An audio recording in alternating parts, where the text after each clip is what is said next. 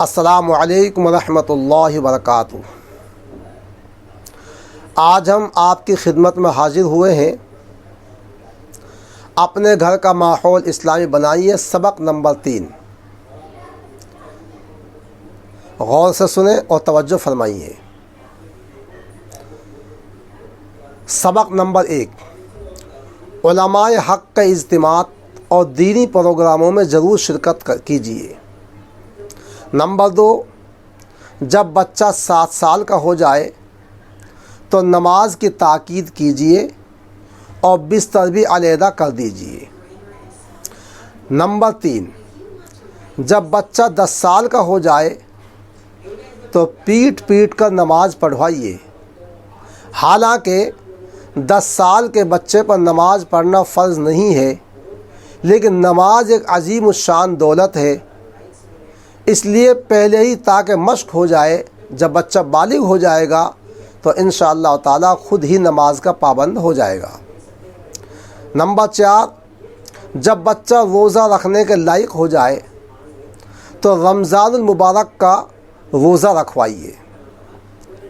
Number 5، آپ خود بھی اور اپنے اہل و عیال کو بھی خلاف شرع شادیوں میں شرکت نہ کرنے دیں، یعنی جو شادیاں شریعت کے خلاف ہوتی ہیں نہ ان میں آپ خود شریک ہوں اور نہ بیوی بچوں کو شریک ہونے دیں۔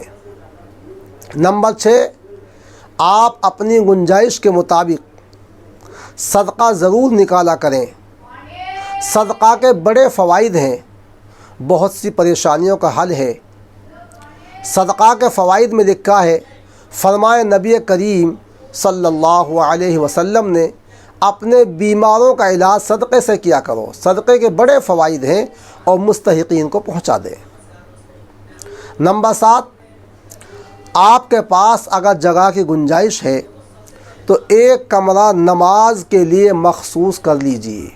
ایک کمرہ نماز کے لیے مخصوص کر لیجئے، یہ مستورات کی مسجد ہو جائے گی اور آپ کو نوافل پڑھنے کے لیے آسانی ہو جائے گی۔ نمبر 8، اپنے گھر میں اسلامی کتابیں اور قرآن کریم ضرور رکھیں۔ اللہ کا شکر ہے، اللہ کرم ہے، علماء حق کی بہت کتابیں اردو میں بھی آ رہی ہیں، ہندی میں بھی آ رہی ہیں، جس بھاشا میں آپ چاہتے ہیں اس بھاشا میں وہ کتابیں مل جائیں گی، اس زبان میں مل جائیں گی۔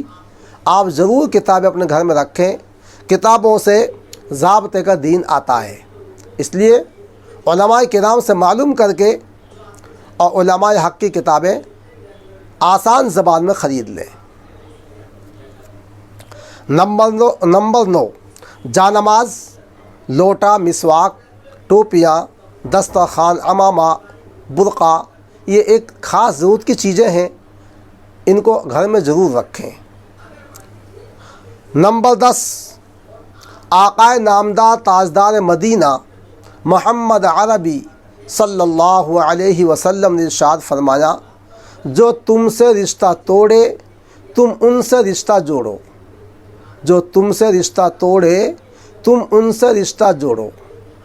اللہ تعالیٰ مجھے بھی اور آپ کو بھی اور پوری امت مسلمہ کو بھی ان ہدایات پر عمل کرنے کی توفیق نصیب فرمائے۔ السلام علیکم ورحمۃ اللہ وبرکاتہ۔